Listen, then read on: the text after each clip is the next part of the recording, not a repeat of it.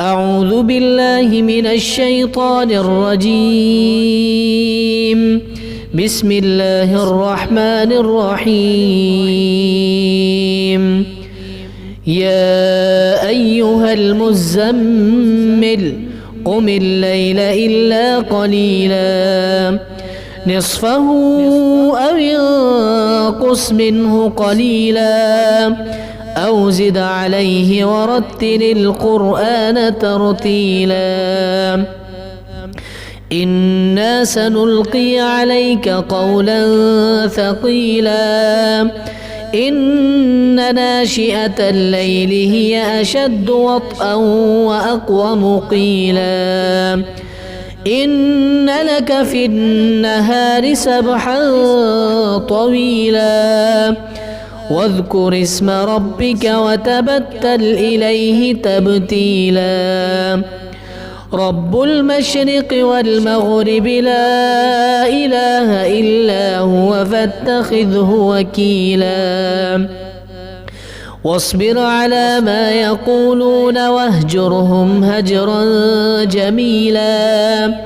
وذرني والمكذبين أولي النعمة ومهلهم قليلا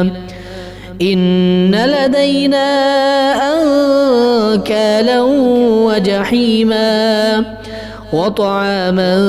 ذا غصة وعذابا أليما يوم ترجف الأرض والجبال وكانت الجبال كثيبا مهيلا إنا أرسلنا إليكم رسولا شاهدا عليكم كما أرسلنا إلى فرعون رسولا فعصى فرعون الرسول فأخذناه أخذا وبيلا فكيف تتقون إن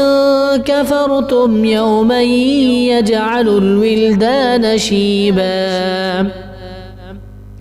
السماء منفطر به كان وعده مفعولا إن هذه تذكرة فمن شاء اتخذ إلى ربه سبيلا إن ربك يعلم أنك تقوم أدنى من ثلثي الليل ونصفه وثلثه وطائفة من الذين معك والله يقدر الليل والنهار علم أن لن تحصوه فتاب عليكم فاقرؤوا ما تيسر من القرآن علم أن سيكون منكم مرضى وآخرون يضربون في الأرض يبتغون من فضل الله وآخرون يقاتلون في سبيل الله فاقرؤوا ما تيسر منه وأقيموا الصلاة وآتوا الزكاة وأقرضوا الله قرضا حسنا وما تقدموا لأنفسكم من خير تجدوه عند